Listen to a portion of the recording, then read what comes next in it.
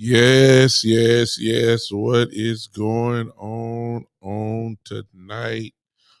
Everybody, what's going on? Welcome once again to the Big Time Show podcast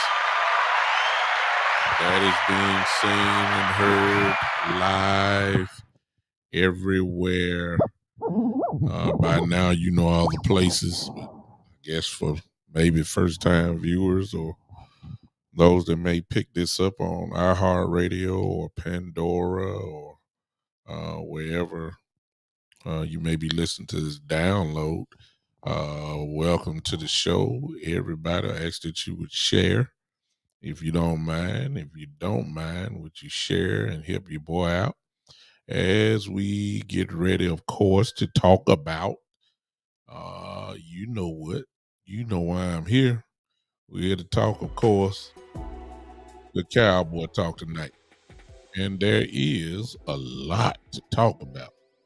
So much so that I almost, if I didn't have to go to work in the morning, I probably would come tomorrow morning or sometime later tomorrow to do maybe a part two of this because there are a lot of interesting things going on in Cowboy land.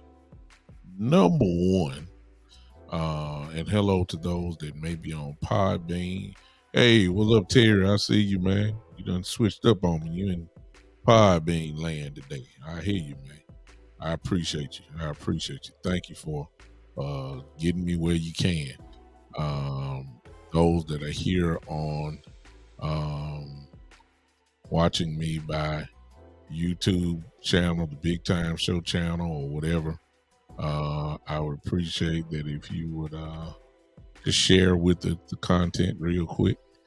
Thank you all. And I've got it up there on purpose, as you can see. I am a member of the Sports Empire Network, where that's one of the houses, if you want to call it that, what Big Time Show is located at the Sports Empire Network. So I appreciate all the brothers who allow me to do my thing here on this. This is the first show of the year. Can you believe it? This is my first show of the year. Happy New Year again to everyone. Again, we made it. We are here in 2023, and God has blessed us, obviously.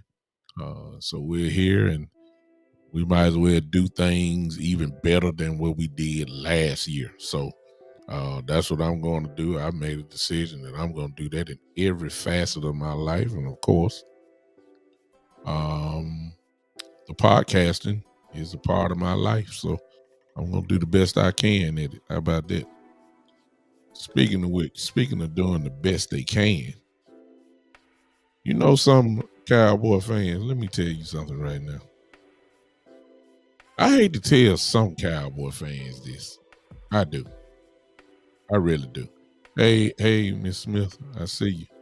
I really do have to tell some Cowboy fans this, is that you've missed the season by complaining so long that you don't even realize that these kids have had a big year. They have. They have. While we are categorizing complaints and while we have been, complaining and losing it and all of that stuff and talking about this and that, you do realize, ladies and gentlemen, that the Dallas Cowboys are on the verge of winning 13 games this year. That's we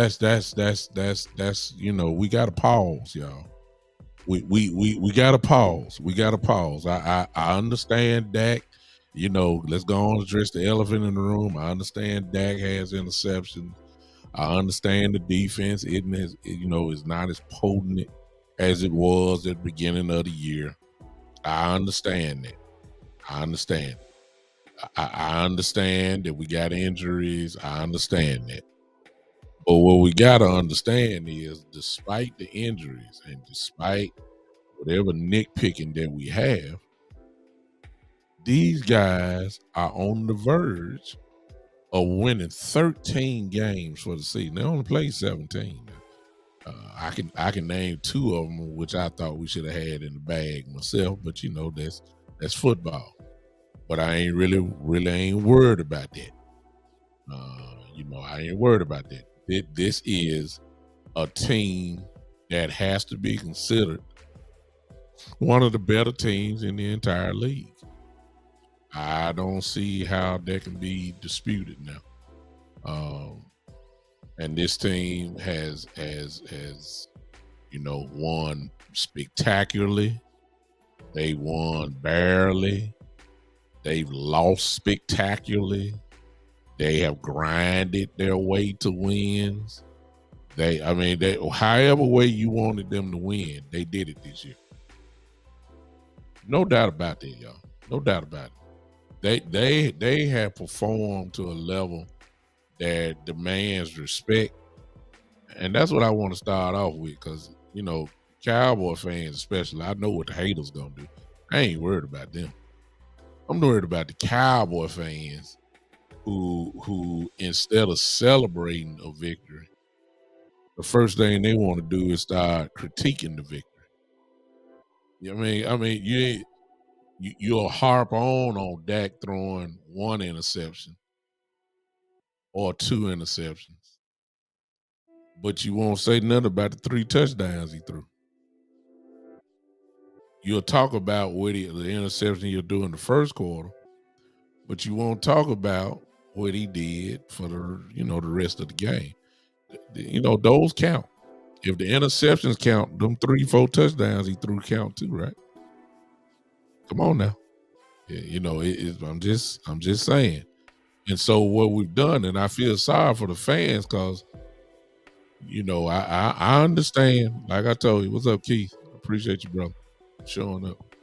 I understand that a lot of Cowboy fans are in this category that we got to see. I'm not giving them no credit to the playoff style. Well, you done missed a great year. You've missed a great year. 12 wins, no question, 12. But we got a chance for, what's up, Greg? I see you. Cedric Scott, how you doing, sir? Happy New Year to you. We got a chance to win 13. 13 wins in a year, ladies and gentlemen, is huge. 12 wins is huge. I'm gonna get to the other stuff, but we got to pause, because in the great words of the great coach Bill Parcells, you are what your record is. Okay, and if that is the case, our record says that we're pretty good. That's all I'm gonna tell y'all. While we have Cowboy family that love to critique, don't love to congratulate, and some of that is justified. I give you that. But let's not act like you be listening to some of these Cowboy fans. I ain't talking about the haters. You know what the haters gonna do. You know what they gonna say. I'm talking about the Cowboy fans who act like we are 4-12 instead of 3-12. Instead of 12-4. That's the way. If you listen to everybody, that's the way you listen to some of these sports analysts who are Cowboy haters. You listen to some of these commentators, you would think that we getting ready for the NFL draft, like we got a top 5 pick. That's how they are. The Bart Scotts of the world, those guys, the Stephen A. Smiths of the world, those guys. If you look, you notice how when we lose, I'm gonna show you how I'm talking about.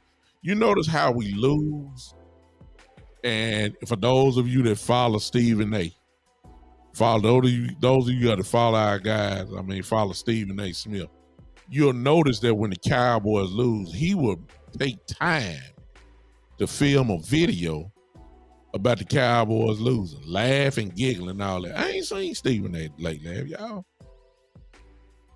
I haven't seen it. Where he at? Where the video when we, he ain't been on TV the last few weeks. Maybe taking this vacation. I understand, but usually he would on vacation. He would do a video. I ain't seen him, y'all. I ain't seen him. He always do the videos when the Cowboys lose. Start giggling and laughing and all that. I ain't seen him. See what I'm saying? Bart Scotts of the world, all this kind of stuff. And then the bad part is, I ain't worried about them. I'm worried about the Cowboy fan. Because, see, y'all done got it confused. I'm serious, y'all. Y'all done got it confused. See, I'm a Cowboy fan. Ain't no question about that. I'm so much of a Cowboy fan that I'm admitted to saying these last few years or so, I'm not used to getting 12 wins a year back-to-back seasons. I'm not. I don't know. I mean, hey. Now, maybe y'all getting it in Madden 23. Maybe you getting 12 win season playing Madden. But we're not used to this. We're not used to going to the playoffs back-to-back seasons. I'm sorry. Are y'all watching the same TV that I've been watching the last few years? We're not used to this. So the expectations from Cowboy fans. See, Stephen A. Smith has put poison into the land, and a lot of people biting on it. We're the only team, if you notice, we are the only team that has the standard for winning the Super Bowl. And if we don't win the Super Bowl, it's he, ha, ha, hey. I mean, it's because of that. So you don't even get to have a good season. A lot of y'all saying, let's win 2 games instead of one in the playoffs. First of all, let's just get there. We there now. If we get 2 games in the playoffs, the narrative will change and say, well, they didn't win the Super Bowl. So, hey, everybody else get a little pass. What a great year. Cowboys got to have to win the Super Bowl. Okay, so be it. So be it. So be it. Don't miss the year, which some of y'all have, complaining. This team is 12-4. It really is. I don't get it. I'm sorry. We're 12-4, man. Hey, I see Miss Ty in the building and G Puna Mon 45. Appreciate you popping in on Podbean. Thank you so much. Let me tell y'all something. We're pretty good. we're pretty good, y'all. I'm sorry if some of y'all missed it. I know you bad at Dak, and I know you bad at this and that, and we're pretty good. We are. We're pretty good. Now, pretty good don't mean you're gonna win your first round. It don't mean you're gonna win your second round. It could very well mean you win the Super Bowl. Who knows? Which leads, of course, to this week's game. The only reason why this game is interesting, and that's all I'm gonna tag it as. The only reason why this game has some value is simply because of what Philadelphia has done. That's it. It's nothing else. Philadelphia, as you know now, has lost 2 games in a row, and the door has widened up just a little bit more. Most of you already have heard the scenario, so I don't have to go through all that. The bottom line is that the Cowboys have a chance to do a lot of things with a win against Washington. Or they could just win against Washington, get that number 13, and be in the 5th seed. It's really that simple. Philadelphia, if they win, it's over. I mean, we locked in the 5th seed. However, if Philadelphia lose and we win, and depending on what San Francisco does, the Cowboys will jump minimum at least to a 3 seed. You see what I'm saying? That's all. That's all I'm talking about. It's either Philly wins, we beat Washington. That'll give us 13 wins for the year, which is incredible. Great year, great year, great year. Or Philly loses, we win, and things get a little interesting then. San Francisco will not lose to Arizona. Okay, I'm gonna put that in the. I mean, they playing bag ups everywhere. San Francisco, because they got a chance because of Philly, their game kind of is on the same level as us. Philly making this interesting for everybody because they lost, and because they lost, San Francisco probably had visions of not playing playing a lot of guys this week, but now the opportunity is there for them to get a number 1 seed, which means, of course, everybody got to come through San Francisco, which means, of course, San Francisco will get a bye week. Oh yeah, there's a lot to play for. The Cowboys, however, now y'all check me out here, have to be, and this is where the family of Cowboy Nation is divided. See, if we lock up fifth seed, you already know who we're playing. We're going to have to go to Tampa Bay. We're going to have to go see Mr. Brady in his house. And we haven't done well against Brady at all. Don't care what the record is. Bottom line is he don't lose to us. He beats us. That's the first option. The second option is if we win, because we would have a tiebreaker at least over Minnesota and Philly, there's a good chance that we could go. Not go. Somebody would have to come see us. And that team, it looked like, be Aaron Rodgers in Dallas.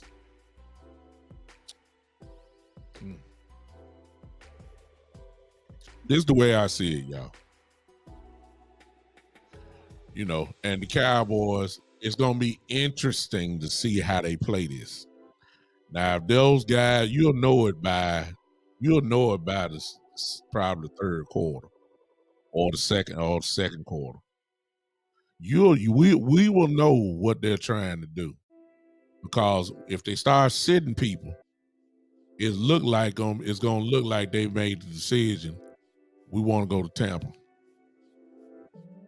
If those guys play the full game, however, they tell you that they're really all in about winning the game, which will give them 13. But they'd also tell you that they want everybody to come see them in Dallas.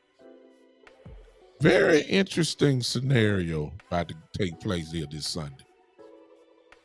Personally speaking, ladies and gentlemen, I'm not like everybody else. I was taught a long time ago that a scared man can't win. Do you understand what I'm saying? That's what I was taught a long time ago. I don't know what y'all were taught, but that's what I was taught. Scared. So you don't run away from monsters. Sometimes you got to meet them head on. Brady and Aaron Rodgers have been monsters to the Dallas Cowboys. Can't avoid it. Can't avoid it. You can't. Can't avoid it. Whoever won it. I mean, that's the way I feel about it. I want to win 13 games. And if it get me to the second seed or third seed, whatever, so be it. If we win and Philly wins and we got fifth seed, so be it. You got to you look this, looking ahead to the second round and all that kind of stuff. Man, forget that. You want to be world champions?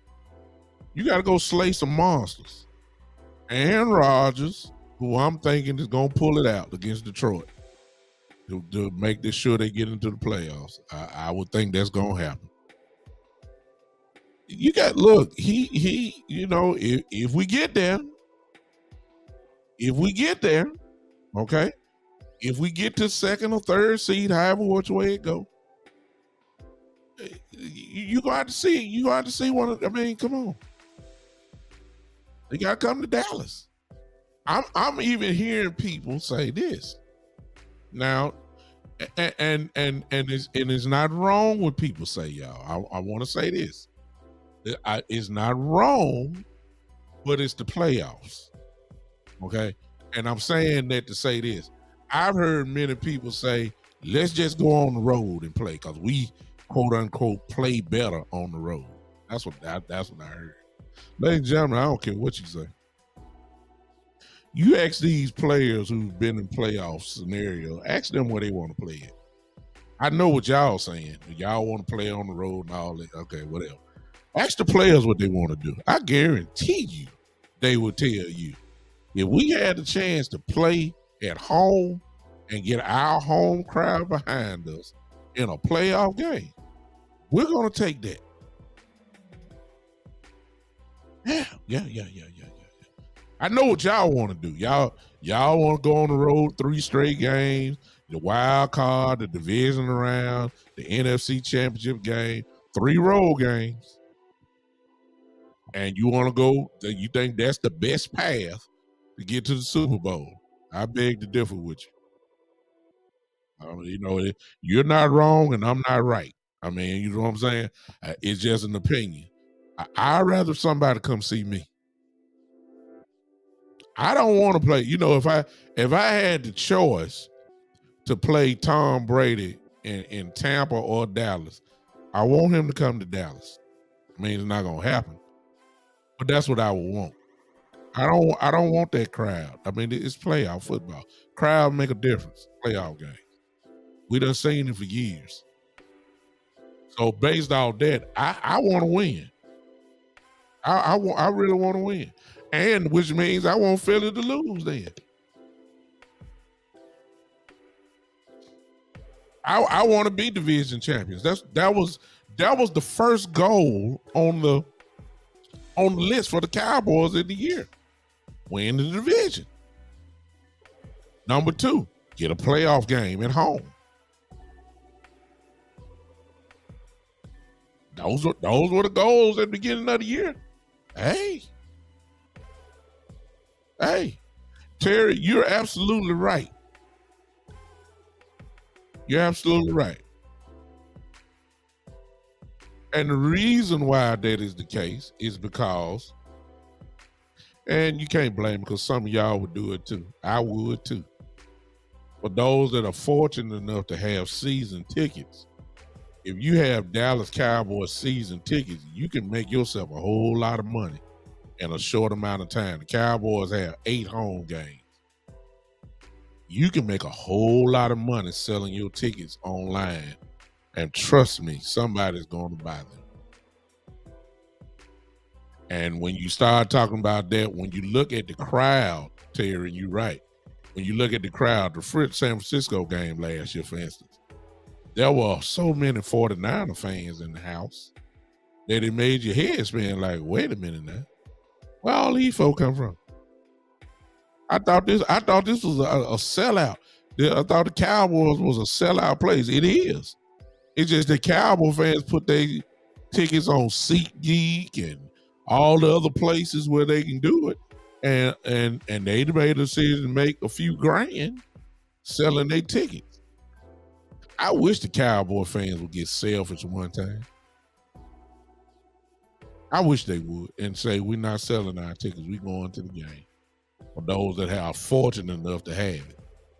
I would hope that the player, if we're fortunate enough to get any type of home playoff game from any type of scenario, I would be selfish. I would want to go to that game, but we all know that's not going to happen. So Terry, you're right. I still want them to come to Dallas. I still want to come to. Now we know that Cowboy fans travel everywhere. We everywhere. So that would be cow. It would be it would be like that in Tampa. Cowboy fans all in Tampa, Florida. It'll be there too because they gonna sell their tickets too. E. Cush, I ain't see that early. E. Cush is absolutely right. Wherever the Cowboys go to California, whether that's playing the Chargers or the Rams, we all know that is more Cowboy fans there than the Charger fans or the Rams fans. We just saw that this year or last year. I'm sorry. No, we saw that this year. You see what I'm saying? So the fan base got to be selfish, but you can't tell nobody not to make no money. You see what I'm saying? If you got season tickets and you put it online and you can sell your playoff ticket for $950 and you got 3 tickets, you do the math. What you gonna do? You gonna sit there and watch the TV? You gonna watch the playoff game in the comfort of your own home, chilling out with your cash in your pocket. It's called easy money. I'm telling y'all, I'm trying to get season tickets. I already told my wife, if I can get my hands on some season tickets for the Cowboy game, oh man, I may go to 2 of them. I'm getting some. I'm selling mine. Oh yes, sir. Yeah. Quick. If you can get, I don't care where it is in that stadium too. It make no difference. If you can get some season tickets to the Cowboy game, and the Cowboys not the only one. Green Bay, sell out it for years. The list go on and on. If you can get tickets like that, you're gonna make money. So I agree with you, Terry. Again, you're absolutely right. But I would rather somebody come see us and the boogeyman himself, Aaron Rodgers. If we got to see him, I'd rather take my chance of him coming to Dallas. I mean, there's no chance of us going to see him in Green Bay. I know that because they too far down. But I'm really trying to tell y'all, see, we got to get a different mentality, y'all. We got to start matching the players. We can't run from nobody. It's the playoffs. All the bad teams gone. Every team you playing that made the playoffs is there for a reason. Everybody good. Everybody talking about Minnesota like a dog, and hey, but the bottom line is, guess what? They lost only 4 games too. They only lost 4 games. They got embarrassed by us, and they got embarrassed by Green Bay last week. But hey, you can't run. I mean, you can't run. If you're talking about Brady, well, okay, we know Tampa struggled this year so far, but here's one thing: they ain't never struggled against us. I'm sorry. Every time they see us, it's no problem. I mean, we lost the first game. I mean, we got some different players in the lineup now, and of course, we playing better. Guys have gotten better, but Brady ain't had no problem with us. You see what I'm saying? Brady ain't had no problem with us. Brady beat us. Every time he see us, Brady beats us. Whether it's in Dallas, whether it's in Tampa Bay, Brady beats us. That's what the track record says. I don't look. And then when you factor in the fact that it's playoff time, and most of you are just as old as I am, or most of you are in your 30s or whatever, you have seen for 20 years. We all know what it means for Tom Brady to get in the playoffs. It's a different animal. We already know it. You know you can't count them out. Well, I don't know how many years we done seen it. We done seen them unless the clock strikes 0. And then you also factor in this. Brady going far in the playoffs is always a pretty story that TV cameras love. In other words, ladies and gentlemen, I've seen it for years. Brady gets calls. He gets All the calls in the world. It'd be phantom calls. I mean, I done seen it for years. Y'all done seen it.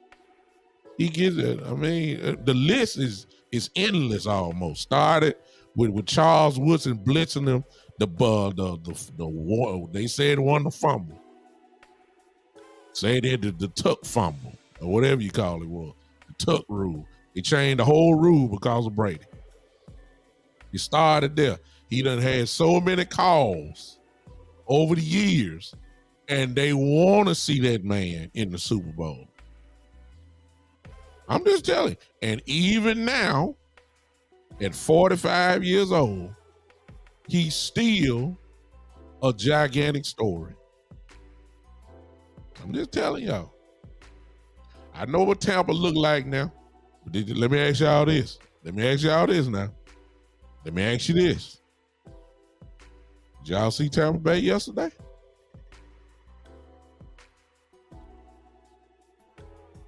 We ain't heard from Mike Evans the whole year. 10 catches, 207 yards, few touchdowns. Brady, 425 yards. We ain't heard from them all year. Now all of a sudden, he come. I'm just telling y'all, you can't run. We're gonna have to slay some dragons. And Brady is one. Yeah. If y'all remember, right? If y'all remember, because you saw it yesterday if you watched Tampa game. Now all of a sudden, Vita Vea is playing like an all-pro. Devin White running around, look like nobody touching him. He's making every tackle. Devontae Davis making every play. Winfield getting interceptions. Defense all of a sudden stout against the run. They always have been, but they took it to another notch this time. Is that ironic? Or was it just because they played Carolina? I'm going to let y'all keep saying, well, they played Carolina and Sam Darnold. I'm going to let y'all keep saying that. I'm just trying to tell y'all. It's a monster on the loose. And I'm not scared of him at all. I think we can knock him in his mouth. Because the offensive line is not good. I know that. I know what Dak can do on their defense. He still lit them up. He can do that. I understand that. We have a tough time running the ball. As long as Kellen Moore decides to run the ball, we should be all right. It's when he don't decide to run is where the problem gonna be. You see what I'm saying? I'm going up further now. Let me go on up. Let me go on for let me go. Let me go up further. Well, let's just say the Philly loses. I mean, we're gonna be NFC East champions. Frisco would probably move up to number one because they have a better conference record than what we have, if I'm not mistaken, something like that. We would be over Minnesota because we beat them. Tampa would stay where they are. Philly would drop to a 5th seed, and they would go see Brady, just in case this would happen.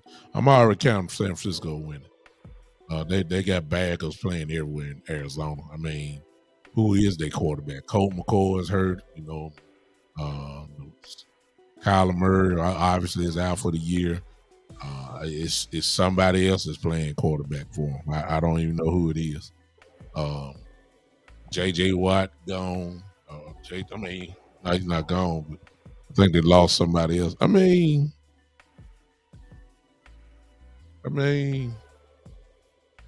if you got to 2nd seed, you're going to be playing the last team to get in. That sounds like Mr. Rogers to me. Now, that's another boogeyman for the Dallas Cowboys. Somebody that always bites us at the end. I'm just telling y'all know I'm telling the truth. This dude has terrorized us. He got us again this year. And the Green Bay Packers are a scary football team. Telling y'all that right now. They're scary because of the two running backs they have. They are. Aaron Jones, Dillon.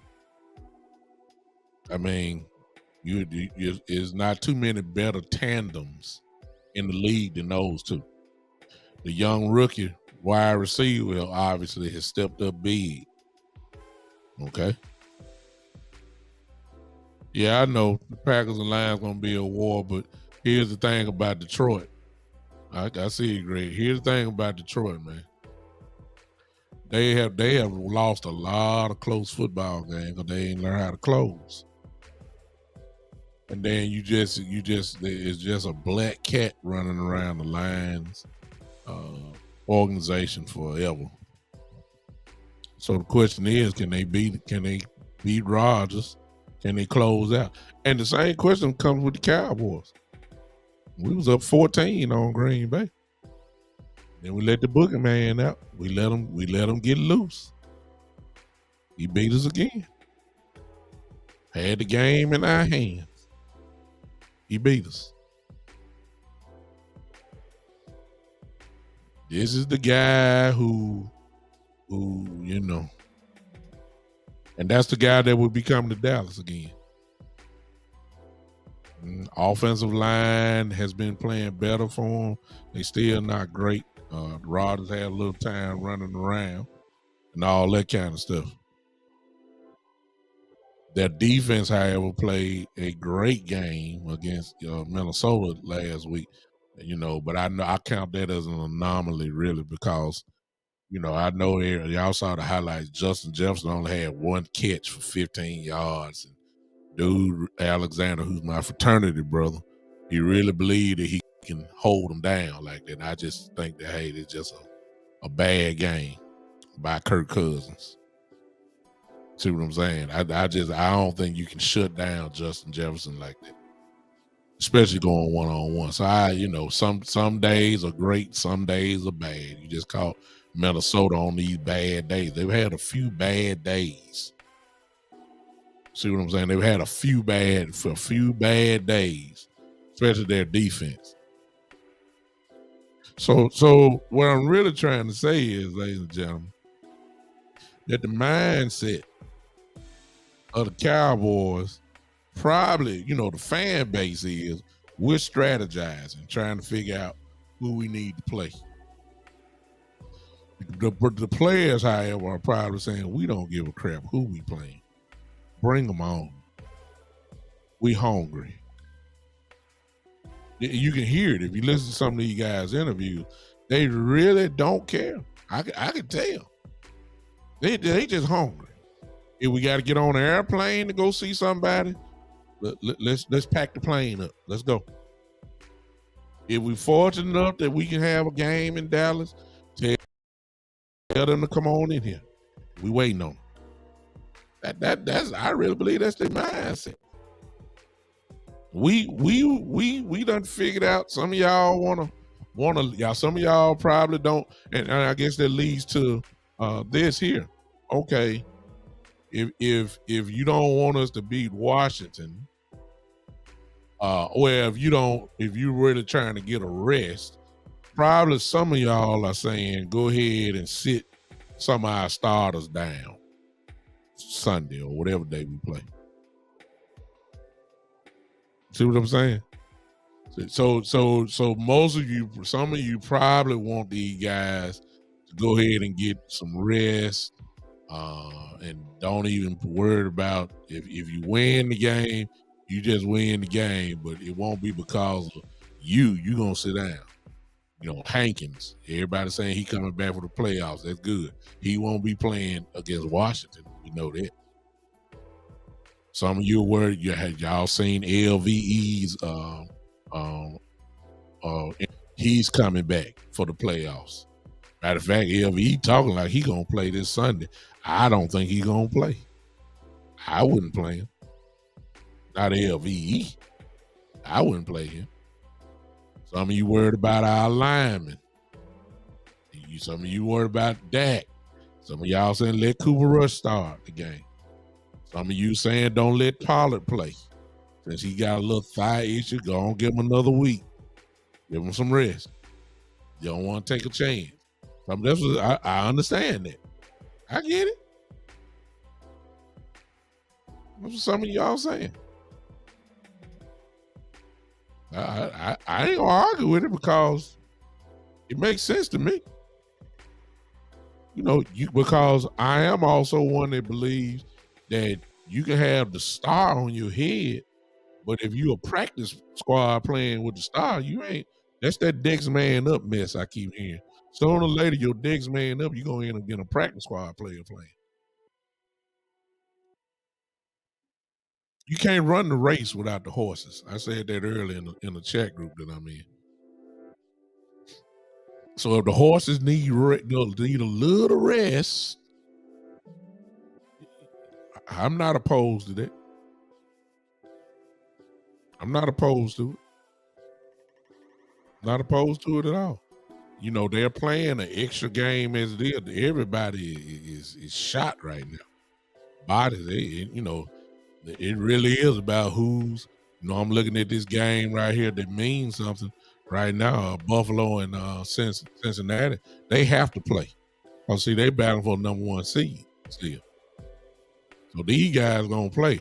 But please keep in mind that the coaching staff is praying to God Almighty Himself, saying, "Lord, have mercy. Please don't let our guys get hurt." So it's some guys that get hurt. You can bring the backup in and still function, but it's some guys that if they get hurt, your dreams of a Super Bowl is going down the drain. Speaking of that, I didn't know that Tyler Biadasz meant that much. Tyler Biadasz made change. That one injury is 3 positions to make up for one man. 3 positions. I got one question. Who is backing up Connor McGovern then? Biadasz ain't playing this week. You're gonna try to bring him back against Tampa. I'm saying we're gonna play Tampa. That's what I'm saying. And that means he gonna his first with that high ankle sprain. He gonna see Vita Vea. Okay. I want to know who the bagger for McGovern is. I don't know who it is. I believe it's Farrakhan, but I don't know if Farrakhan is playing. I ain't heard from him in a long time. I don't know if he's ready to play or if he's hurt or I don't know. I really want to know who the backup center is. Everybody talking about Jason Peters. Please keep in mind. See, one mistake we want to get strategized a little bit. I believe that Cowboys need to move Peters to guard and let Tyler Smith still play left tackle. For one reason and one reason only. He's 40 years old. I'm not saying he can't block them over. These young dogs that's going to be coming off that edge. I'm not sure that the 40-year-old man can keep up with it. If you move him inside the left guard, though, you don't have to really stretch out like that. He can just go hit somebody that's close, which will make him effective. You move Tyler Smith out there, Tyler can cover these young guards. These young edge rushers that's coming. He's done a fine job this year like that. We still hadn't seen much from Peters. You see what I'm saying? It's a lot of little nuances left. And I really don't even want to see Peters in the game. See, Peters and Tyron Smith scare me. And y'all was talking about Brady and Rodgers and who we trying to avoid and all that. I'm just looking inside my own team. Man, Tyron Smith and Jason Peters scare me because they so injury prone. That's who I'm scared of. I'm serious. Those guys, they're the ones that scare me. We got to get ready. Now, as one guy, and I'm just going across the lane, because see, there's a lot of guys not going to be playing. That's what I'm figuring. If I was a betting man, I would say that we're not going to see a lot of guys play. I believe it's almost going to be almost like a preseason game. I really believe that. I may be wrong. They may try to play it out and think they got a chance to win. And the NFL, of course, as you know, ain't let the schedule out because they're trying to keep everybody playing. So they're going to play. They're probably going to put Philly and Dallas and San Francisco all playing at the same time. That's what I'm thinking is going to happen. So the Cowboys, like I said, it's going to be kind of interesting to see how they play this. There'll be somebody on the sideline telling everybody what the scores are and all that kind of stuff. We already know that. But it's going to be interesting to see how they're going to try to do it. Now, there's one guy that's a starter that needs to play. It's one guy that is a starter that needs to play. That's Nashawn Wright. Nashawn Wright don't need to sit down. Nashawn Wright needs to play. Simply so he can get his confidence. I understand he had a pick last week. I understand he played. He was, but really he didn't really play well. If you look at the film, he really did not play well. The difference between him and Anthony Brown was he didn't let Anthony Brown always let people. Well, I ain't gonna say always. I'm sorry. I didn't mean Anthony Brown. I meant Kelvin Joseph, boss man fat. I'm sorry about that. Not Anthony Brown. I wish Anthony Brown were playing right now. But what Kelvin Joseph would do is total big plays. His kickers would turn to touchdowns because he's not in position or lost. But Nashawn was there. He just allowed a lot of catches. But there was no big, chunks and big costly touchdown plays. Wasn't no pass interference. Yeah, he got an interception. He got that part. He did that. But he needs to play. Because the reason why I'm saying he needs to play is because in the playoff game, and if we're fortunate enough to keep moving, he is the one that's going to get a whole lot of action. It won't be Trayvon Diggs. Everybody going to come at him. The man needs to get as much reps as possible so he can be ready. Look at the receivers that's in the playoffs. If you're talking about Tampa, well, you're either going to see Mike Evans or Chris Goodwin. We can just go on down the list. If you have to fortunate enough to see Philly, you already know who the receivers are there, Smith and A.J. Brown. You got to see one of them. Frisco, Ayuk, Brandon Ayuk, and we all know that Debo is coming back. I mean, you can't avoid it. Minnesota, loaded. Justin Jefferson, Adam Thielen. I mean, he needs to, Nashawn needs to work. Nashawn needs to work. So I don't want him sitting down at all. I want him in all 4 quarters. Yeah. I even take a step further. I need boss man fat out there. I need him to play. If that means Trayvon got to sit out against Washington, so be it. I want Bossman, and the reason why I'm saying that is because what happens if Nashawn gets hurt? You going back to boss man?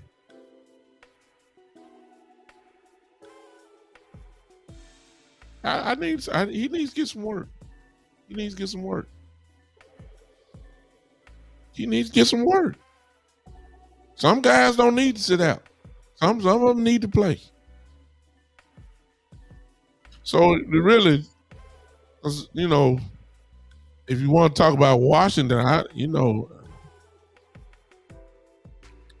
Washington gonna play. They got Payne and Allen in the middle. We all know how rough it is to try to run the ball against them. We done seen this for a few years now.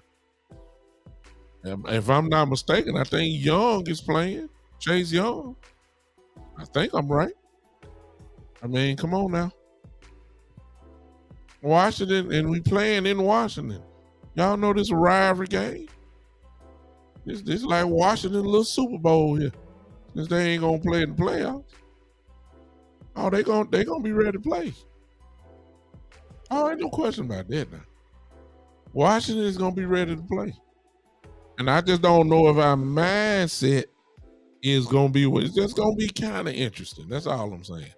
We don't know, we don't all know. We just kind of figure somebody's gonna get some rest. How many? We don't know, but somebody's gonna get some rest. Get ready for the playoff game against Tampa, is what I'm figuring. It's just gonna be interesting, y'all. There's a lot of things that can happen, especially if Philly blows up again.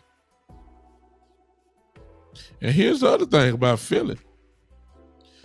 Philly played it right. They just got caught up in a trap now.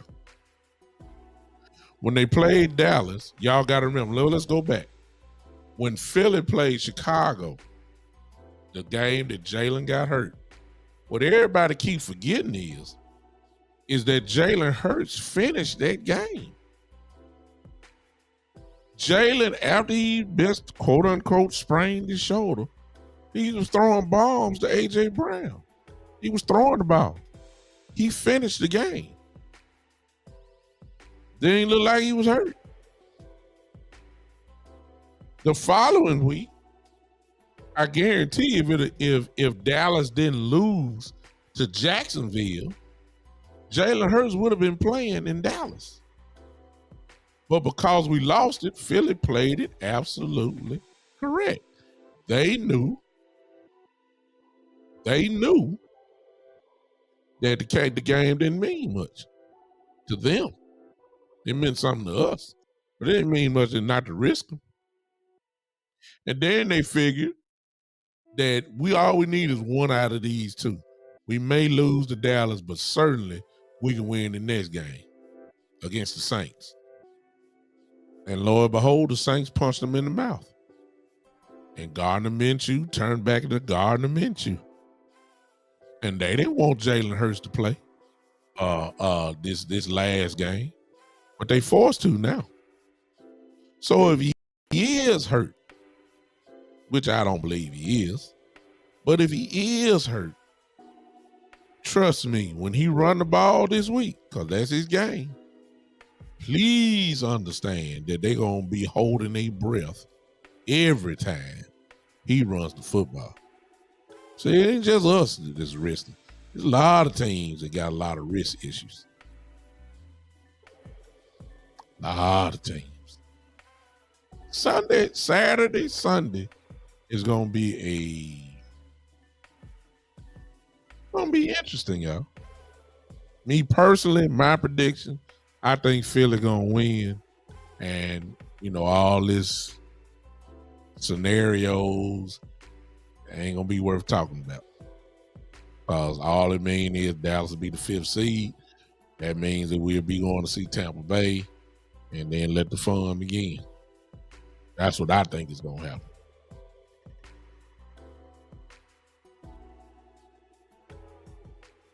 But I thought that Philly was going to beat New Orleans.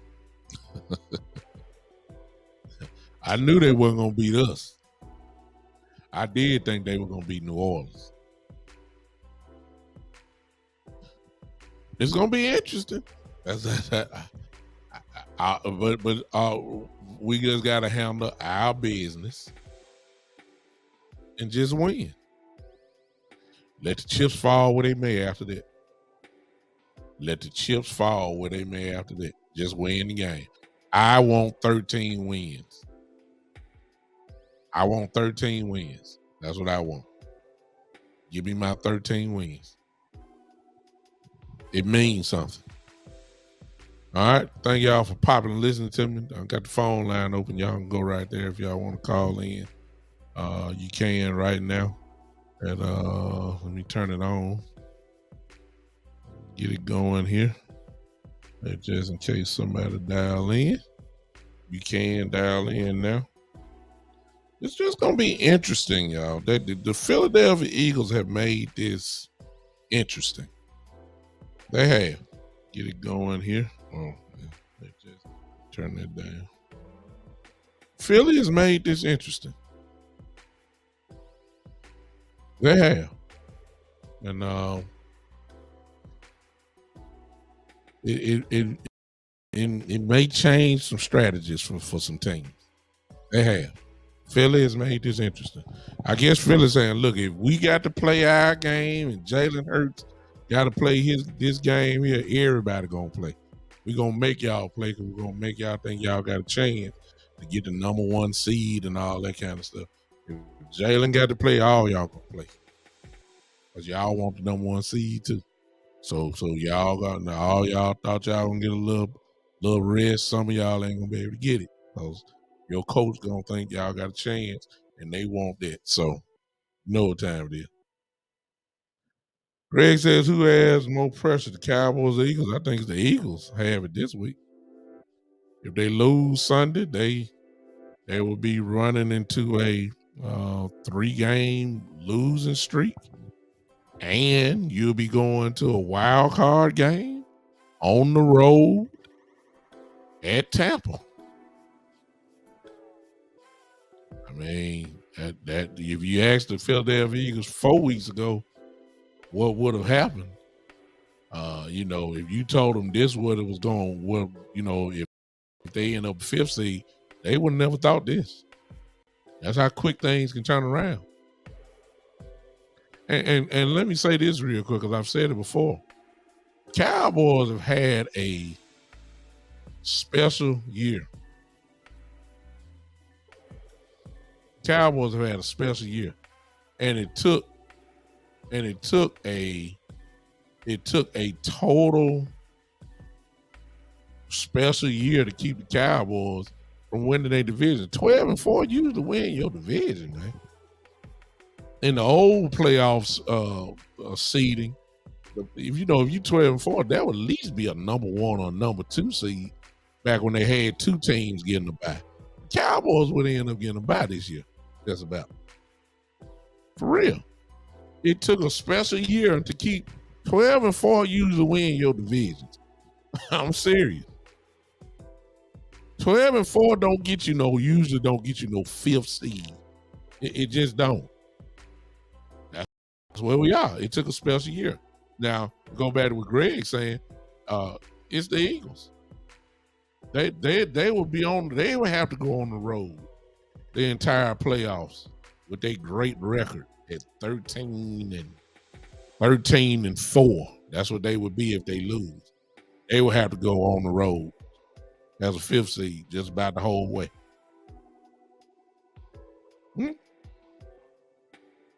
The pressure's on them.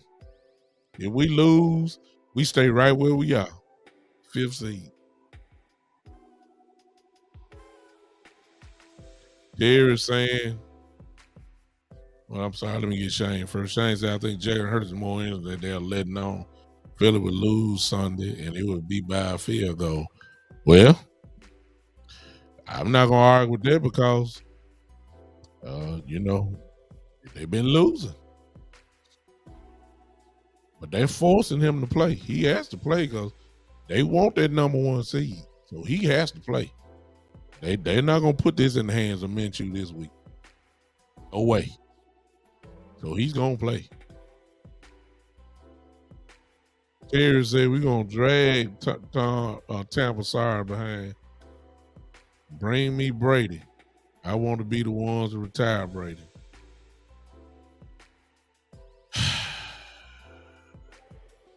Yeah. It would be nice, but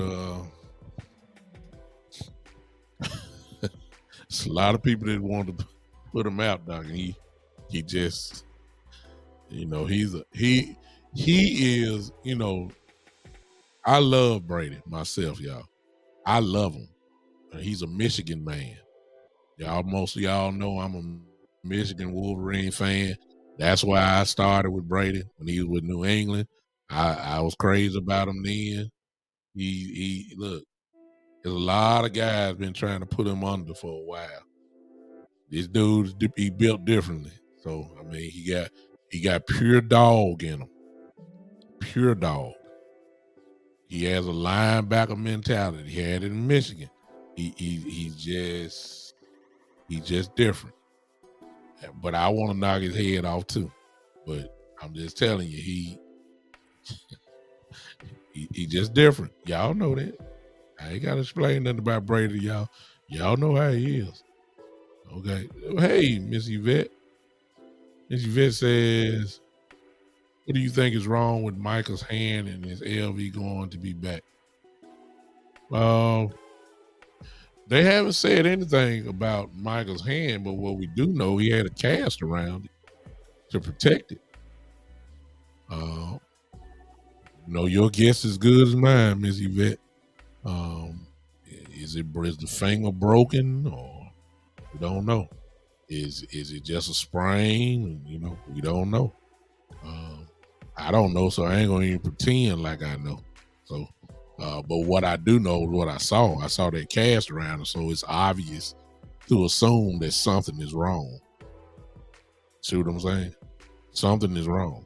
So to answer your question on that, and do I think LV is going to be back? If Busy Vet, when you get a chance, LVE had a interview today, or at least it was. Yeah, they let it out today. He'll be back for the playoff game. Well, the way he was talking, like he ready to play against Washington. With him, he I feel sorry for the brother, to be honest with you. Unfortunately for him, he's got the kind of injury and because of the position that he plays, it's going to be kind of rough on him to be consistent. See, if you got a neck injury or, a real bad neck, you've had surgery on your neck, one of the last positions you need to be playing is linebacker. Because a linebacker, you using your head, you got to hit people. Every hit that he get can't be great for his neck. See what I'm saying? So, I ain't speaking it, but you just feel sorry for him because ever since he started having neck issues, he's missed a lot of time. He's almost turning into Sean Lee all over again. So you're lucky to get out of him the way the track record is showing. You're lucky to get 8 games, 6, 7, 8 games out of him a year now. Because sooner or later, he's going to have a neck problem. He got screws in his neck, if I'm not mistaken. Man is, God bless him. He just had the wrong type of injury for the position that he plays. All right. What's up? Tabby say Brady owns us. It's not a lie. What's up? No, it's not a lie at all. Lee says, good evening. Let's get the bag up Cooper Rush some love because he was pretty steady when Dak was out. Total team effort, like you said. Oh yeah, without that little 4 or 5 game process with Cooper Rush, I mean, where would we be? We'll be battling for a draft pick. To be honest with you, no doubt about it. Cooper Rush is when they do the player end of the player of the year awards in Dallas for the team. Cooper Rush better get something. Now he may not be the MVP of the team, but he better get some type of award this year from the Cowboys. Oh, he was dynamic. I give it to him. Steady. You're right, Talib. Terry said we don't talk about David and the midgets. Let's defeat our Goliath, Brady. Yeah, that's where we are. I've said it. I said for those that are joining in earlier. I mean, You got here a little late. I've said it. You know, the way I'm looking at it is like this. This is the way I'm looking at it. The obvious scenario is that we're gonna end up seeing Tom Brady first round of the playoffs in Tampa. I think that's everybody know that by now. However, if Philly loses, and San Francisco wins, which they will, they're playing Arizona, and Arizona ain't got nobody. Bad, they're on their third or fourth quarterback, so and nobody really playing. So San Francisco gonna beat Arizona. That means San Francisco probably is gonna get the number 1 seed, and we'll go to 2. Even though we had the same record as Minnesota, we beat Minnesota. So we would get probably the number 2 seed. And if that is the case, then Aaron Rodgers have to come to Dallas. So the way I'm looking at it is like I said earlier in this show, we're going to have to see 2 monsters. It's one or the other. And both of them got our number. That's just what it is. And sometimes when you want to take this thing to the next level, sometimes when you want to win it all, you're going to have to go against every team. In, basketball is the one that I can recall now on the consistent. Those of you that are old enough, y'all remember Michael Jordan and the Bulls and where they won, all those championships kind of in a row. And, other than Mike retiring and coming back, you know how that go. But what you have forgotten is how bad Michael Jordan used to pay the price before he finally broke through to the Detroit Pistons. The Detroit Pistons used to beat his brains out every single year. Oh man, they were, y'all. If y'all seen the documentary, Michael Jordan had to pay a price before he finally got there, and finally they slayed the dragon. Took him out. Detroit Pistons had a monster they had to deal with, and that was the Boston Celtics with Larry Bird and crew. They couldn't get past them. Then they finally slayed the dragon, and then they took off. Won 2 straight championships. When the Bulls finally beat the Pistons, the rest is history. 6 championships in 8 years. But they had to go through the monster before they finally got it. The Dallas Cowboys used to be a monster for Brett Favre, actually, in the 90s. The Packers couldn't beat us. Brett Favre couldn't beat the Cowboys. Then the Cowboys finally got a little bit older, and Brett Favre broke through.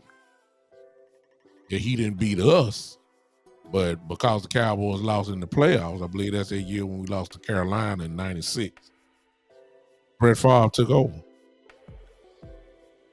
Won the championship. See what I'm saying? Sometime, and it leads to this, sometimes you got to go look at the monster that been torturing you for years. Brady and Rodgers have torched us for years. Brady and Aaron Rodgers are 2 quarterbacks that took the cities, the Cowboy fans' heart and just squeezed it in their hand. More so Aaron Rodgers than Tom Brady. We ain't seen Brady in the playoffs. We saw him 2 years in a row, regular season games, first game of the year. He still beats us. He broke out, first lap. But this year, I think what was against 16-6.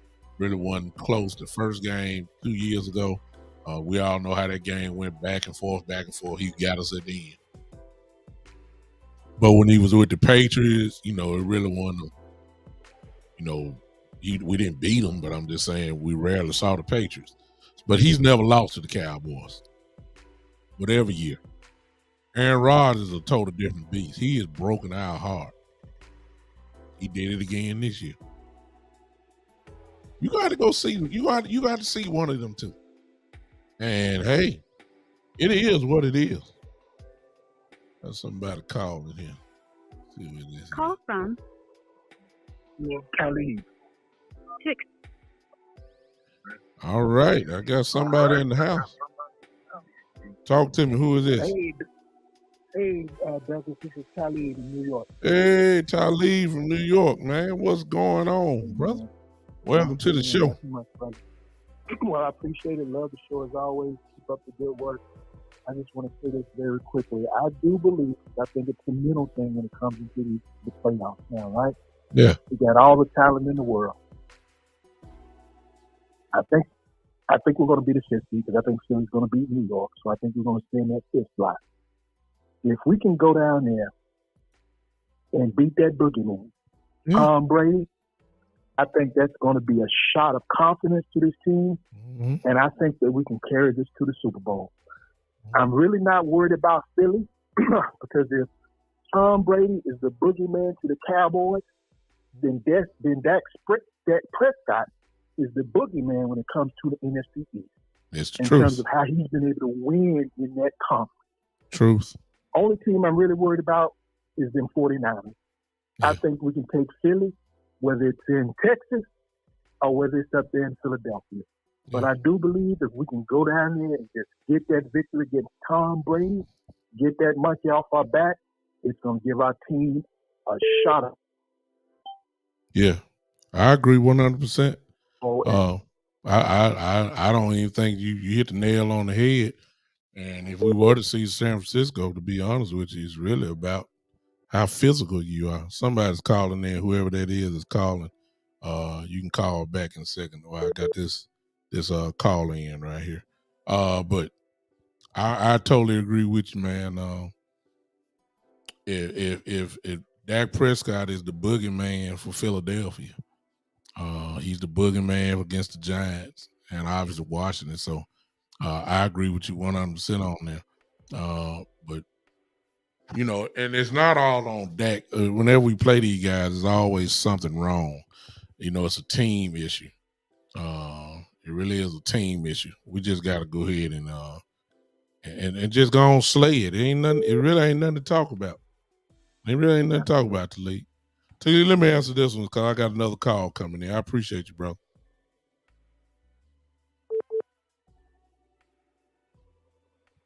Okay. Call from Coach Maul. All right. Ladies and gentlemen, my brothers here, the one and only. What's going on? Coach Marv in the house. What's going on, big time? So, what's going on, Coach? I want to lead off, man. We need to lead the solicit our prayers in the Cincinnati Buffalo game. I'm looking at it now. I didn't want to say nothing. Yeah, they had a massive injury where the ambulance had to come on and apply oxygen to Lamar Hamilton as he got into the ambulance. So, and they stopped the game because and letting the players have as much time as they can to recover or get their mind right. So this doesn't look real good at all. No. When you have that, and I want to send out prayers and everyone to send out prayers for this young man because these guys get paid a lot of money, but and as in any football game, it's in the back of your mind. We all have played football, and the main thing is to be able to leave the field with nothing, and be able to walk off the field, and to be able to survive the battle of practice as well as anytime we strap on the helmet and we go out there and play. So just want to give our prayers to this young man and all his family and everyone connected to him and everyone in the football arena from high school, from Part 1 all the way through to the NFL, because we all are brothers. So we all play a sport that is, we know is violent, and at any time something like this can happen. Yeah. But you know, you're right. You're right, Big Show, about the Cowboys. It's no dodging nobody right now. No. And in some aspects, I want to be able to go through the path of least resistance. Mm-hmm. Because of the fact, if anybody, if one key to this whole Cowboy run, and it's the first playoff game. Mm-hmm. It's almost like, I was talking to a Boss Cowboy on this show, and I was explaining the same thing to him. It's just like when you're trying to make a drive in the 2-minute warning, or you're trying to make that game-winning drive. The first down is the key. Mm-hmm. That gets everything rolling. Whatever you can do, get that first down, and everything starts to roll. Mm-hmm. And then with this young team, getting over that hump, regardless if it's Green Bay, Tampa Bay, or whoever it is, that first game is going to probably be the game that we're going to have to get through. And then we get the feeling of a playoff victory under our belt with this team. Yeah. And then my worries get less and less as we go on. And Coach, let me add to you, because Talib just said it. Some victories are some victories. Then you got some victories that mean a little bit more. And if this team see Tampa and beat the GOAT in his house, that would shoot so much confidence on top of what they already have. Some wins mean a little bit more, and I think that you're right. With a young team and saying, "Hey, we took out the GOAT." You see what I'm saying? We took them out. It did for the Rams last year. That's exactly. Did for the Rams. Exactly. It did the exact same thing for the Rams. The Rams came out and they got over on Tampa Bay, and then Tampa Bay started to come back, but they held them off and made plays, and that was their thing of saying, okay, we're ready to keep on moving. And this team needs that. And I know we may have injuries. I know when we talk about the end, whatever, but he can't play this game scared, and he can't play this game without having rhythm. Yeah. And I want to say this: there's two teams in this. Well, if you look at the three top teams, as well as four top teams, if you didn't want to include Minnesota in there, right? Mm-hmm. We all got different things, but this is where it's good for the Cowboys. One, San Francisco. It is very hard to win 9 straight games and then continue a win streak in these pressure-packed games and not have where you won't have a lull, because you're running a lot of games in a row, and you think about it, for them to get to a Super Bowl, you're talking about almost a whole season that they got to go undefeated. Yeah. And you're going to have some problems with that backup quarterback eventually, because he's going to have some bad games, and teams are learning him more and more. And you're going to have some hiccups here. And they've been on a long run, which that's very mentally taxing. It's the same thing for Philadelphia. They went through that long first part, and now they're going through a taxing period of time where their confidence is getting shaken. The teams are starting to get better and better prepared for them. And they're trying to get out of a lull or a funk at the wrong time in the playoff time. With our team, what has been very, very impressive by our team is that we have dealt with adversity with players being out, starting out with our left tackle. Yeah. He was out at the beginning of the season. We had to go with a rookie there. We adjusted and kept on rolling. Dak Prescott was out for 5 games. We adjusted. We didn't do great, but we kept on rolling. Yeah. Zeke Elliott was out for 2 games. Tony Pollard was out for a game. We have had guys that was out. Our third cornerback lost for the season. Our second cornerback lost for the season. We have let Yeah.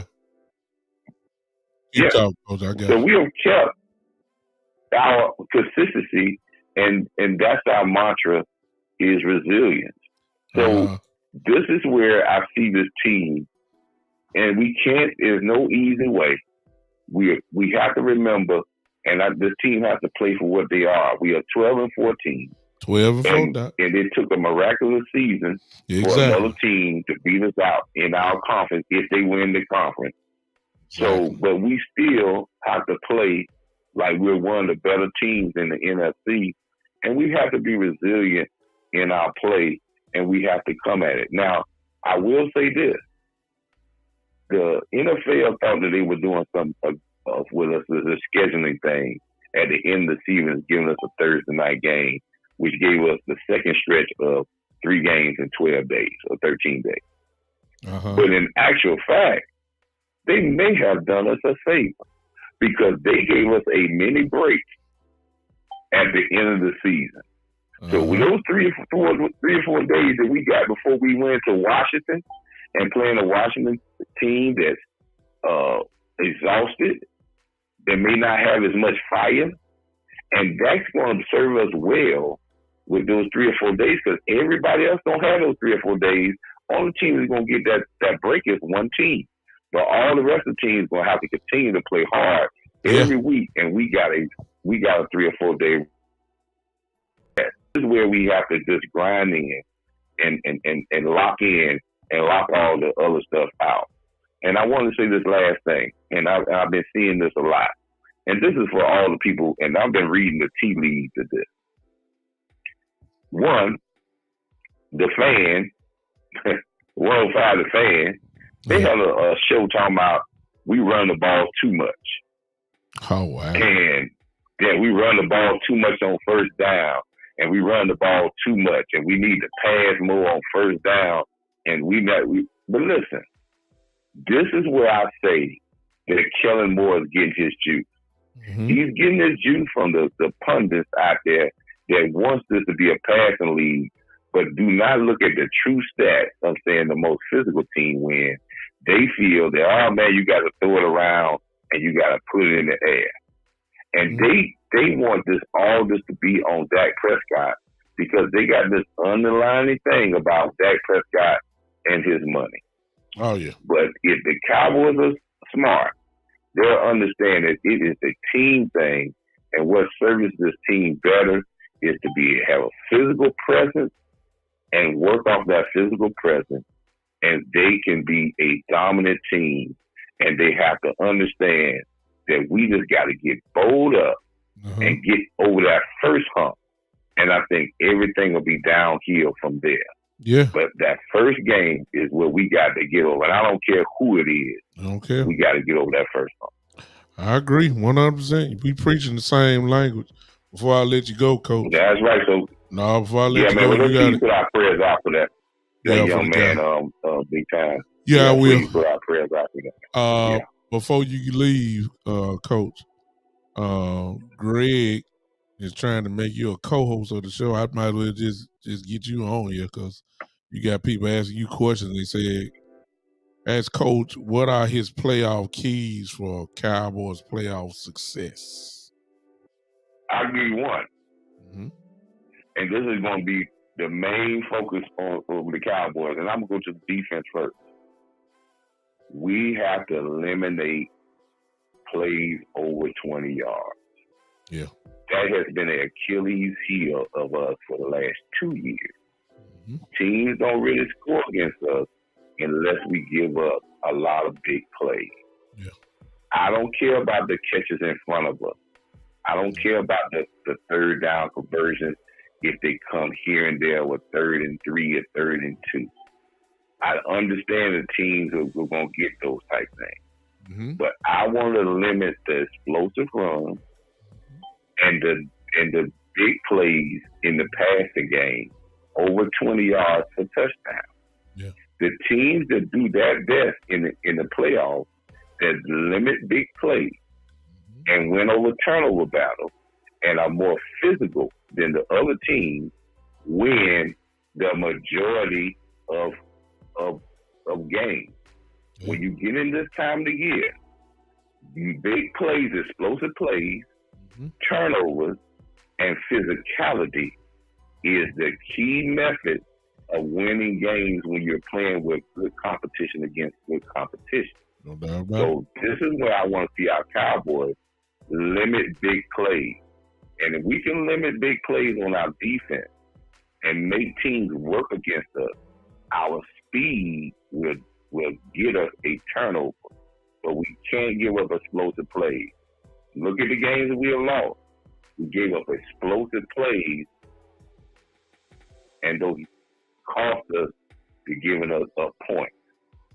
Yep. Just stop giving up explosive plays, and we'll be okay.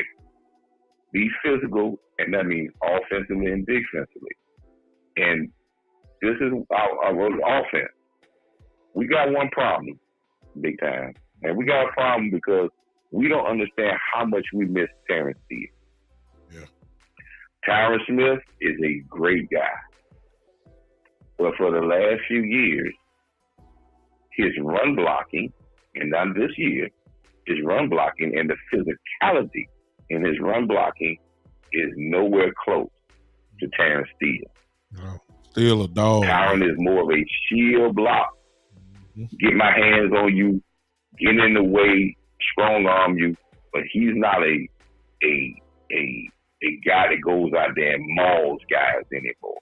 Yeah. Because of his age and his body, breaking down, it's hard to go out there and really maul guys.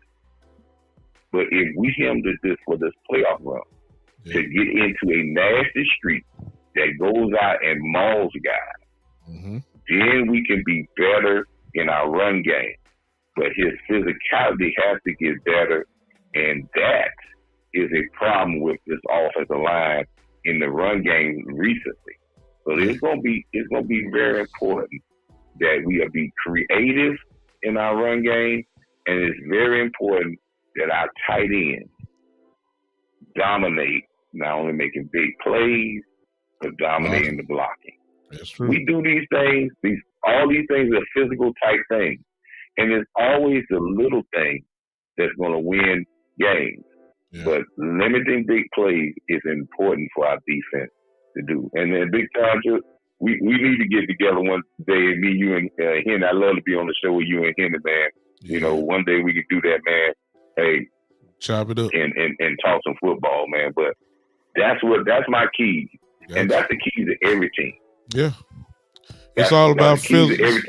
It's about physical football during this time. Bottom line, it's physical and limited big plays. No explosive plays. Yeah, like that. You watching these bowl games? Big plays. Explosive plays is winning big games. Yeah. Explosive plays, limited explosive plays. Play sound football, physical football, and eliminate explosive plays. You'll make teams turn the ball over because they're gonna make a hiccup. But you can't give up 30-yard touchdowns, special team touchdowns, 50-yard passes, 2-play drives for touchdowns. You can't do that and stay in the game because you're giving up easy points. Like in basketball, you can't give up layups in the playoff time. Yeah. Gotcha. Appreciate you, Coach. All right. All right, now. Big time. Bye-bye. Appreciate you. If you're watching Monday Night Football, you have seen, especially if you were watching it while you were listening to me or whatever, you saw something horrific. That's just the best way I can describe it. I was looking at it while I was doing the show, but I was blown away. And you might see this a little bit later on. The young man, Bengals caught a ball, went head up with the guy. And he tackled him and got up. And as soon as he got up, he just fell down like a top of bricks, hit the back. I'm talking about straight on his back. He stood up and it was like a delayed knockout.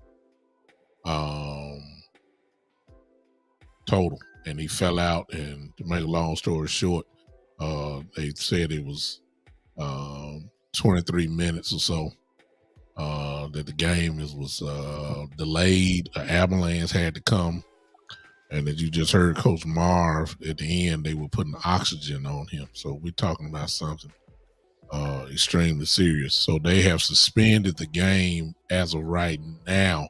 The guys have been put into the locker room. They are in no position to play football, especially Buffalo. That's what the young man, that's his team, had no kind of, any fire that they had. You could just see it. Of course, brothers were crying and praying, and the coach also was not worth a dime. If you were looking at the TV, you saw the head coach of Buffalo and the head coach of Cincinnati meet, on the sideline or then talked it out and explained. We just, the guys ain't ready to play or whatever. Can we go back to the locker room? Uh, they're back there now, but I'm gonna be honest with you. I don't see how they're gonna come back out. Now, I don't know what the NFL gonna do about this. This is a huge game, for standing wise, but the game really don't mean nothing right now because it looked like we dealing with a life type issue.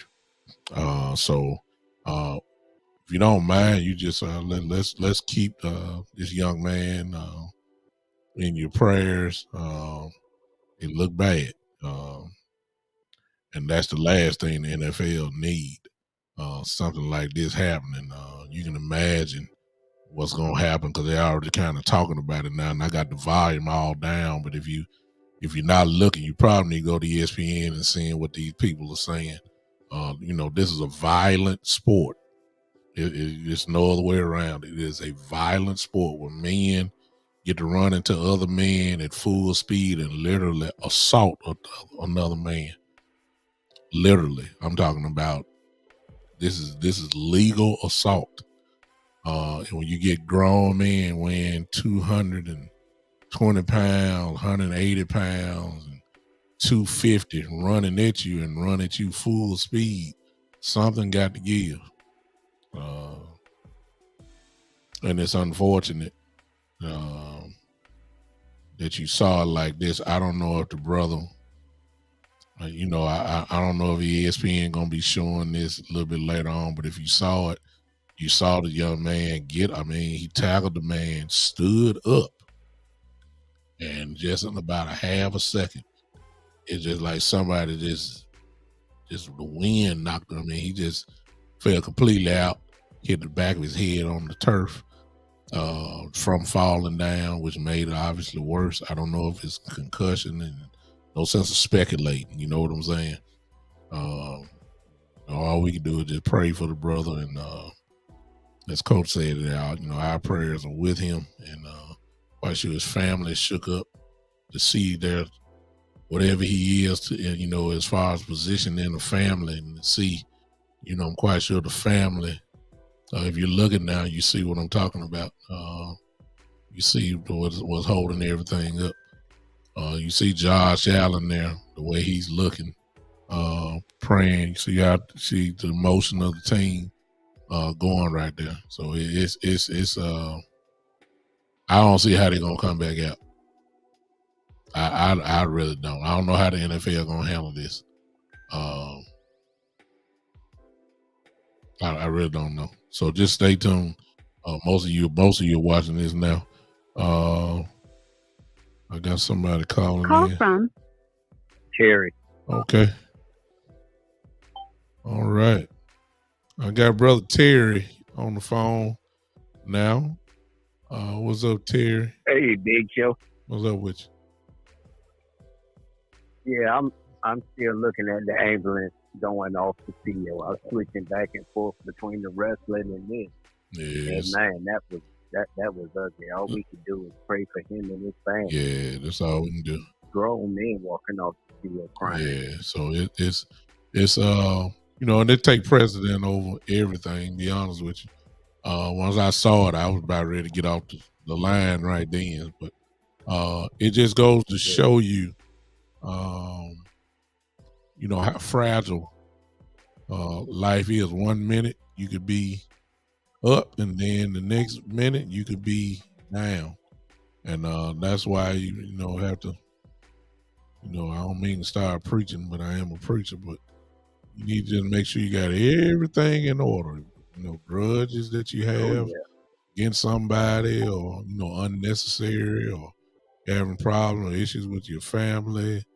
You just need to get that straight, because you just never know how life will turn. And this is the kind of thing that the NFL does not want to see, especially with the world watching on Monday night. On Monday, exactly. So all this safety that they keep talking about, which they've done a pretty good job over, but then you get reminded just when you think you done made a couple strides, you get knocked back about 3 or 4 of them, and you right back at square one.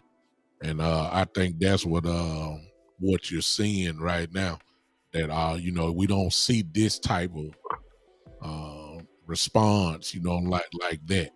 That was an ugly, very ugly picture and an ugly sight. And for the brother, to get oxygen put on him on the field, that's scary. We talking about a life issue now, and I'm just praying to God that this. Go ahead. I'm sorry. So I was saying, you bringing the ambulance out there on that field that they just redid, got it ready for the playoffs, and you bring an ambulance out here. Well, let's just stick with that, Terry. You bring up a great point, because usually it's just a cart that comes out. A cart to wheel them off, and the brother or whoever it is will raise their hand and do a thumbs up sometime or something like that. It's very rare. I don't remember one. Unless you number 29 for the Seahawks. Yeah. You got to go way back. You know what I'm saying? For all that type of stuff. Remember now, he's got a bird at the sideline. Yeah. So you talking about that, but that was a cart though. That wasn't an ambulance. You talking about Earl Thomas? Yeah, that was a cart. That was a cart. Yeah. I'm talking about an ambulance. I think the thing that I remember as a boy, I remember Darryl Stingley making that hit there, and he was paralyzed from instantly on the football field. I remember that as a boy. Patriots and the Raiders. There you go. So we old enough to kind of remember that. That's in the I believe in the early '80s, if I'm not mistaken. Where I've seen the ambulance come out, but I just don't remember the ambulance coming out for that. So whenever you see the ambulance come out like that, is something a little bit different. Just praying that the brother, God preserve his life, and God help him to get better. But that NFL just go ahead. I'm sorry. Oh, no, I was saying it was just last year. My son, he played football. He played linebacker. And we spent a Saturday, killed all plans. We going from urgent care to urgent care because of the insurance. You got to go to urgent care first before you go to the emergency room. Make a long story short, on the 5th urgent care, that's where we find out that his hand was broke. Yeah. And anybody playing football, if you never had an injury, you never was a real player. Because all we did was we just prayed for everybody's safety. I didn't care who won or lost. Everybody else was all caught up in the we gotta win and all this. I'm like, your son, you ain't spent no time in the hospital yet. Really, once they get out there to a certain level, you don't care who win or lose. You just want them to come home healthy. Yeah. Coach Breedlove, Brian Stingley played for the Patriots. He made one of them NFL hits. One that you get the oohs and all about, and he was paralyzed immediately. So the ambulance came out there. Coach Breedlove just put up and said that he passed out and they need to do CPR out on the field. So we talking life now. Yeah, we talking life now. We talking life for that. So all we can do is pray that God preserve his life. That's a crazy hit to the brain. I mean, that's I don't want to speculate, but he did hit him in his head. And if you lose, but see, I'm old enough to remember back in the day. I bought when I was in the military, 1989. I bought a VHS tape. That's a VCR. I know you don't know what that is. Yeah. But it was a VCR tape, and it was called NFL Crunch Course. And on the cover of it, it had Mike Tomback, the quarterback for the Steelers. He was filling in, and somebody had him around the legs, and he was about to get crushed up front. I mean, that was back when the Steelers were killing people. And I bought that VHS tape, and it was a interview that I looked at all the time where Ronnie Lott said Coach Ray Rhodes always told him, he said, we got to get at least 2 woo hits And we want to hear the crowd go, ooh, energize them in the fourth quarter. One of them got to be in the fourth. Yeah. And Ronnie Lott made it. I mean, I'm a Cowboy fan, but it was some fellas that you just respect the way they play ball. Yeah. Whether it's Ray Lewis, Ronnie Lott, it's Jack just a list Tatum, of guys I can name off. Yeah. Tatum, yeah, them guys are head hunters, and they got a lot of heads. That's who hit Stingley. Stingley was a wide receiver. Yeah. Darryl Stingley for the Patriots, and Jack Tatum, Yeah, the and Raiders. when his son took that, yeah, when his son took that hit, I was like, "Ooh, get up, get up, Yeah. get up!" Yeah. It's just one of them things. Yeah, Jack Tatum. If y'all don't remember, those that are young, too young to remember. Jack Tatum played for the Raiders, Hall of Fame killer. That's what he was, a head hunter, and he hit Stingley. I think it was across the middle. You probably can put it up on YouTube actually, and he was paralyzed right then and there. So. Brian just put out that we know we're talking something serious. I pray to God that we don't get no news. I hope that they cancel the game, but Brian just put out that they were doing CPR on him for 9 minutes. So we talking something real serious here. And we just ought to pray. And as a matter of fact, Terry, you just hang on. I'm gonna pray for the brother right quick. Oh God, we already know you're there. We already know you're there. We know that you are able to do everything. You can heal immediately. Yes, Lord. You can touch immediately. And so we lift up this young brother tonight and asking you, God, for like say so many others have already prayed for him by now. Praying, God, that you would stabilize him, get him back where he needs to be. You can do it. We believe it now. In Jesus' name, amen. Man.